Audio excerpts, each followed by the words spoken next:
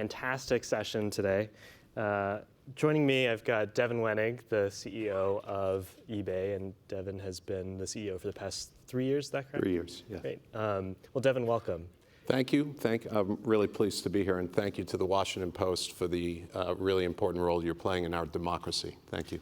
I thought I'd just start out asking you about your time as CEO. eBay is obviously a very different company from when it began so many years ago. Tell us what's changed, what's the future of retail and e-commerce going to look like, what challenges you face, what surprised you as CEO? Yeah, I think for eBay, it's a company that everybody knows, but not everybody knows now what we do. It's a very modern end-to-end e-commerce place where people do all their shopping. We're approaching $100 billion of sales. We operate in almost 100 countries around the world.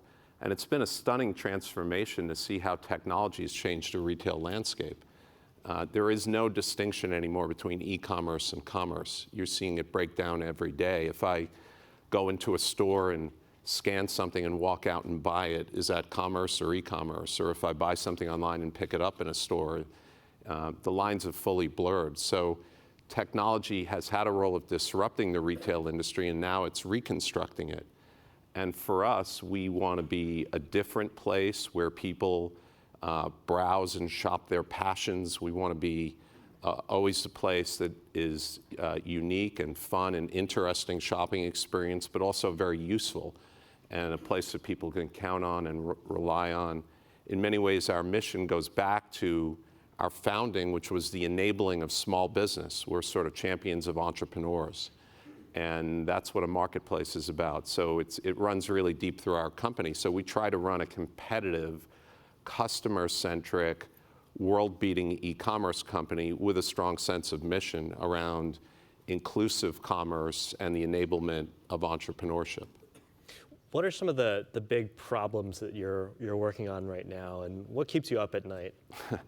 I sleep like a baby. I wake up every hour crying my eyes out.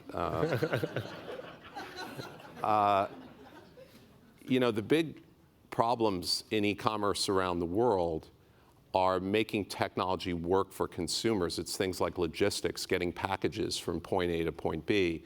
It's trust, giving people confidence in what they buy. It's using really interesting emerging technologies in ways that aren't only cool but useful, like image recognition. AI is going to be an incredibly important force in society. For us, that starts with using things like the ability to take a picture and search for something. So, these incredible technologies start small and then they become big. What AI does for us today is a number of things, but one of them that is becoming very useful is oftentimes when you shop, like if I like your tie, I could try to describe the tie as purple and it has dots, or I could take a picture of it. And actually, computer algorithms are getting so good that it is much more efficient for me to take a picture of your tie and have it show up in a second and have me able to purchase it than to try to type it in text. So the way humans interface with computers is becoming much more visual, much more speech and text-based. That's an enormous paradigm shift. For us, that means how do we make that work for commerce? But automobile manufacturers are thinking about that. The real estate industry is thinking about that. Every industry is going to go through a really fundamental shift as AI changes the way humans and computers work together. So I understand you're only here in Washington for a short trip, but on previous trips you've spent a lot of time talking to policymakers, regulators. Tell us about some of those policy discussions you're having. What are the key issues? What do regulators want to hear? What do you want to hear from them? I think one of the biggest surprises in my 3 years as CEO is the amount of time I have to dedicate now towards regulatory and policy issues. And my peers in Silicon Valley would say the same. I think it's not good or bad, it's just a fact. I think that if you dial back to 2015 and I predicted how I would allocate my time, I would have hoped that 90% would have been on products and customers and then investors and obviously employees. A meaningful part of that pie chart has been taken up by not just Washington, but global regulatory issues. And in the last few years, we've seen an extraordinary breakout of issues around trade and taxes and immigration. And these aren't sideshow issues, they're incredibly important. Privacy. And I think what you're witnessing now is as technology companies have gotten more and more powerful in society, people have recognized that they have responsibility, which of course they do, and how we handle the role of technology in society is every bit as important as all of the other things that we're talking about in government, in a legislation or regulatory agenda. So for me, it feels like 2018 has been the year where technology and regulation are at an absolute crossroads. And so it's taken an immense amount of my time. How much of that increase would you say has been the result of the Trump administration specifically? Some of it has. I think we were going to reach this moment anyway.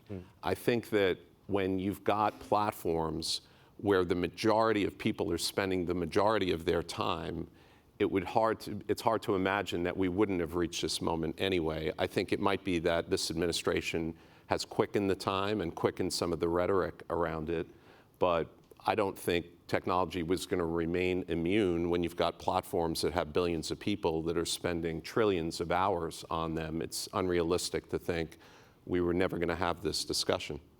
So just drilling down a little bit more specifically now, how much has the president's trade war with China, the tariffs, how much has impacted your business? Not yet, but I am certainly concerned about it. You know, for us, I've been very vocal about there are issues that I care about that go to me to the heart of our business. I care about trade. I care about free trade. There hasn't yet been a direct impact on it, but if you think about what we do, we operate a very large commerce network around the world. One of the ways that I try to describe what eBay does is we're a tech company. If you look at the majority of my employees, they're engineers. They're people writing code. They're people working on products. But they're doing it in service of small businesses in the United States who support themselves, who want to sell things around the world. The magic of e-commerce is in a world before the internet, you could sell to people on your block or in your city, but that wasn't a very big audience. Now you can plug in, and we have almost 80 million customers around the world. And if you have a product, you can sell it to anyone in the world. That's the magic of e-commerce. And when I talk about things like AI and image search and these very sophisticated technologies, they're in service of real people, real small businesses in every town in this country. And you know, we bring them into our headquarters. These are single moms. These are war veterans. These are real stories of people who are supporting their families and who need technology to be able to create a global customer base. Trade wars aren't helpful. Trade wars end up being, we talk about them up here in theory.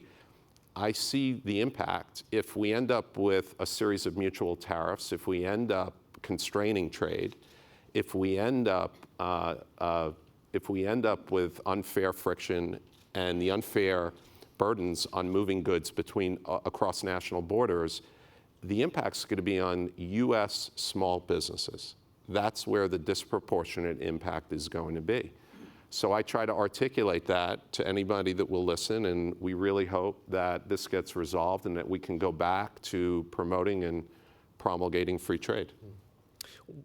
You recently told your sellers that if you're selling to states like Washington, Minnesota, Pennsylvania, Oklahoma, they could be affected by a recent Supreme Court decision on online sales taxes. Have you already started to see that effect play out in a lot of places? Oh, sure. We knew it was going to happen. I think it's really bad policy, personally. It's the ultimate politician's tax because you get to tax people who can't vote for you. So every state is now implementing taxes on out-of-state sellers who sell into their district, and why not? Free money, and they're not voters in your district. So I think that what we've advocated for is if we're going to have a tax, we should have a national tax. The national tax should be simple. It should be not complicated and done uniformly and once. I think that's what the Interstate Commerce Clause of the Constitution was all about, is not letting every state break out and do its own thing. And I think that there should be an exemption for small business because it's a regressive tax on small business. This is not about eBay's taxes. We pay our taxes. This isn't the amount of tax eBay, the company. We're a big company. We're big boys and girls, and we can handle ourselves.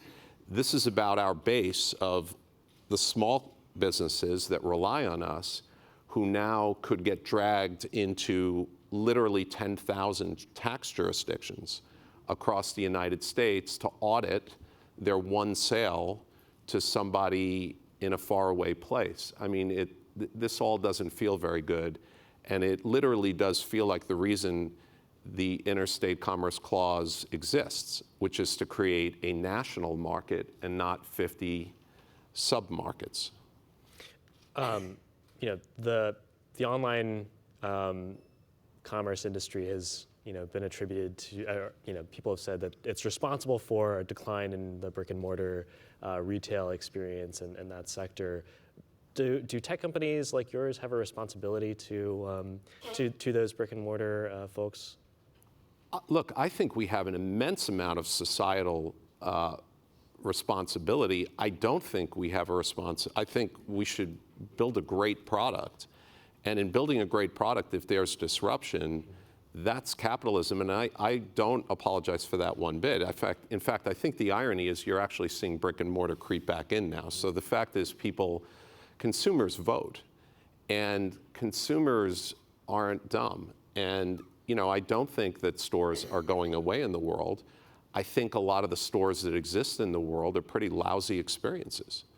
I think if you're a store that grew up in a pre-technology world and you had a local monopoly, people had to go to your store because you had stuff in it and you had to buy what they told you to buy at the prices they told you to buy it at. I think what the internet has done is it's blown up local monopolies. It's given consumers choice. Stores that are winning are stores that add a tremendous amount of customer service value or a tremendous amount of entertainment value. You don't see Apple stores going away because people like shopping in Apple stores. But there are a lot of stores in the world that aren't that experience. They're actually soul destroying. And they don't have a reason to exist, and they should be blown up. And the internet should blow them up. And then if they get reconstructed in some other form that creates more consumer utility, that's great. That's progress. Prices go down, people get a better experience. Bad customer experiences go away in favor of good ones. I want you to talk a little bit more about this broader idea of the tech industry's responsibility, the social responsibility, because we've been talking a lot this year about Facebook and Google and the role that they play in U.S. public discourse or global public discourse. Where do you see eBay fitting into that? I think, first of all, I think it's imperative that this industry takes that responsibility seriously and doesn't give it lip service. And I mean that on two levels. The first level is this really matters in our society right now. I am worried, we are all worried about the discord we see in our social conversation. That can be better or worse. And if you're a platform that is enabling trillions of conversations, there are things you could do every day that make that better or worse. I don't want to connect dots and see us get more and more fragmented as a society. Social cohesion, the ability to be respectful, the ability to grow together, even if we disagree about politics or other issues. I mean, this is really important as American citizens right now. This isn't about Silicon Valley. This is about America and where it goes. On another level, let's just take a naked business purpose. Forget high-minded citizenship.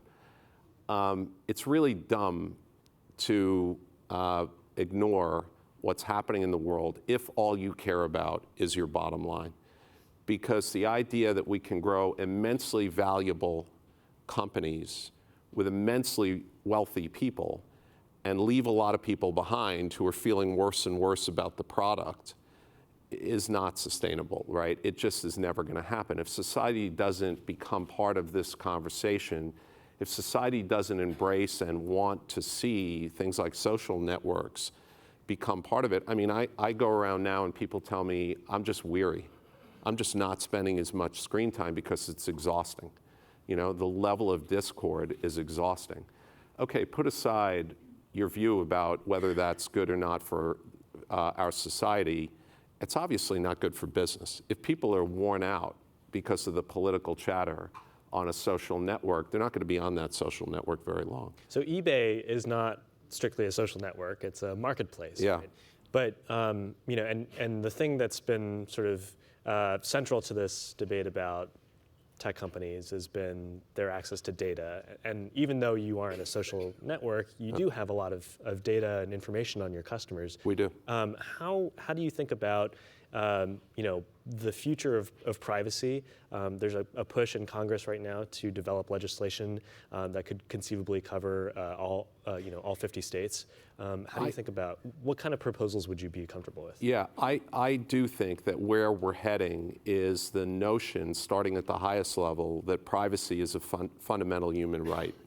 I think if you go back and look at, I don't want to go back too far in history and get us all back to our history class, but if you go back to the Constitution and the Bill of Rights, and before that the Magna Carta, there was this idea that there are certain rights that are so close to being humanness, that no person or government should be able to separate those.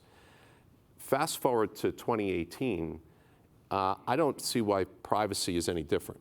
I don't see why the idea that you should have control of who you are and you should have control of your data is all that different than you should have the right to free speech. They seem on the same level in 2018. Now, how that manifests itself is really important. I don't think that means that people shouldn't give their data freely, but freely is the operative word. You know, I think that what tech company, where this has gotten really hot in the debate is, I didn't know you were using my data that way, right? And that's not okay, right? I am happy to give my data to certain companies that build me a great experience, as long as I know that that data is controlled and it's going to help make that experience great. That's the way I try to approach it at eBay. I say, I don't want to hide data from people. I want people to say, wow, if I make my data available to you, it's going to stay in eBay's ecosystem, and the product is going to be so personal that I don't have to search through 2 billion items. You know what I want, and I'm going to get it faster, easier. You'll show me things that delight me. That's a good experience. A bad experience is, I never knew you were selling my data to a bunch of advertisers, and now all of a sudden they're showing up in my email, and what's going on here? And I think that the notion of privacy as a fundamental human right has to ultimately be one of control. It has to be one where there's transparency and there's control, so that people feel comfortable. And then if they're going to give up their data, they do it freely. So it sounds like you're coming down on this idea of you know, maybe, you know, consumers having to opt out of sharing their data with you on a first-party basis, but having to be asked explicitly whether they would affirmatively opt in to share their data. Well, I think I think what's happened, I think the idea of, say, GDPR in Europe is a good idea. I don't think it's been implemented very well. And I almost think that we started from the bottom rather than the top. The reason I started at what are we trying to solve is that's the most important thing, and then we can discuss the wiring. You know, we were slapping cookie banners on websites before we were answering the question of what are we really trying to solve. And I don't, so we're doing it, we're following the law. Obviously we follow the law, but it's been clunky, quite honestly. And I think that the US, if it was going to go down this route, could do it very, very differently and do it better. All in, but let's start with what privacy problem are we trying to solve, and then let's have a really adult conversation about what are the ways that we can do it without screwing these companies up that are really shining examples of innovation here in the US. I want to switch gears really quickly, but before I do, I wanted to remind the audience, if you want to submit a question, feel free to use the hashtag 202Live. We're monitoring those questions. By the way, I just have one suggestion on 202 Live. It looked like an error code on a web page. So I realized it took me a little time, not from here. The 202 is the area code of Washington, but I thought it was like, is that a 404 error time? Maybe we can turn it into some kind of pun on internet culture. We're having a cultural moment here, you see. So I wanted to ask about something that's been in the news recently. A few weeks ago, you guys sent a letter to Amazon, which I should mention, the CEO of Amazon, Jeff Bezos, is also the owner of the Washington Post. I think most people know that. And you were calling on Amazon to stop trying to poach sellers from eBay's platform. Tell us what you were witnessing on your website. Look, I don't want to get into too much of it. There's litigation. I'll just say I have a tremendous amount of respect for Amazon. We try to operate in a different sphere. There is some overlap. We have a network that we built up over 20 years. We saw activity that we thought was violating our agreement and was not okay. We tend to try to resolve disputes without lawyers. This one couldn't be resolved without lawyers, so we'll see what happens. In Washington, there's been a lot of discussion about antitrust. The president has targeted Amazon specifically for alleged violations of antitrust. Just kind of curious whether you think there's a competition problem in America, particularly in the tech space, and if so, what to do about it. I mean, I'm not going to comment about any particular company or party, but I do think that what you're seeing, and probably necessarily so, is an evolving definition of what antitrust is. I'm being a little oversimplistic, but the historical North Star of antitrust is consumer pricing. Are consumer prices coming down or are they not? And if they're coming down, everything is okay. But let me paint you an example why I think in a digital era it's not that simple. So I have a service and people like that service, but it's competitive and there are a bunch of other services, so I'm operating in an efficient market. And now I buy a bakery and I buy a record store and I buy a car wash and I cut the price in half. All good, right? But then I say, you can't use the bakery and the car wash and the record store unless you use my first service. So who's being harmed? Well, in that town, it might be that all the other car washes are now going out of business because this guy has bundled their services and has cut the price in half. And what emerges out of that is less consumer choice. So I don't think pricing is the only consideration anymore. And I think that we've really got to ask kind of, if you're endlessly allowed to bundle services, does that end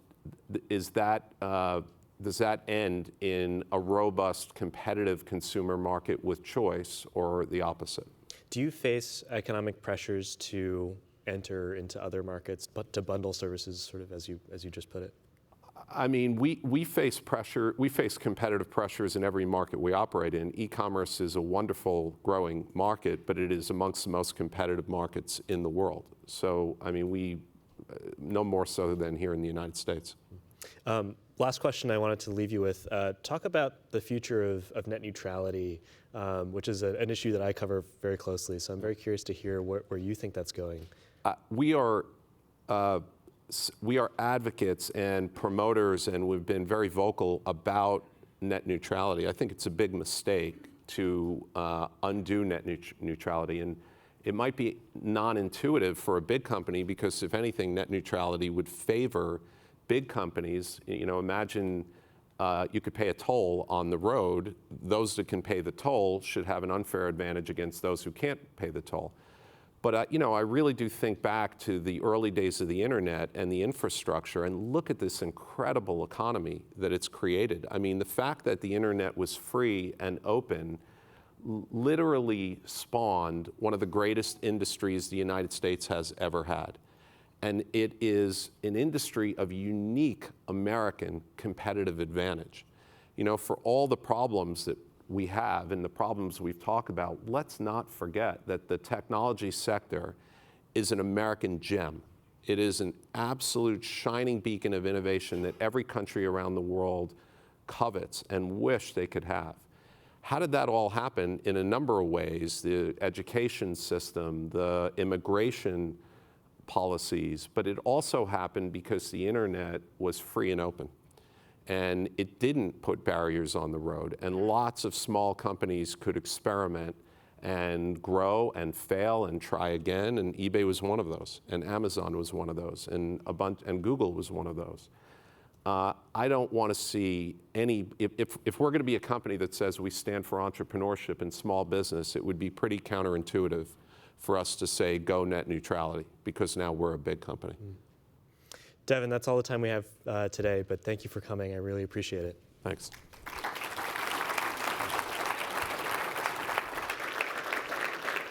Next, we'll be joined by my colleague, Tony Rum.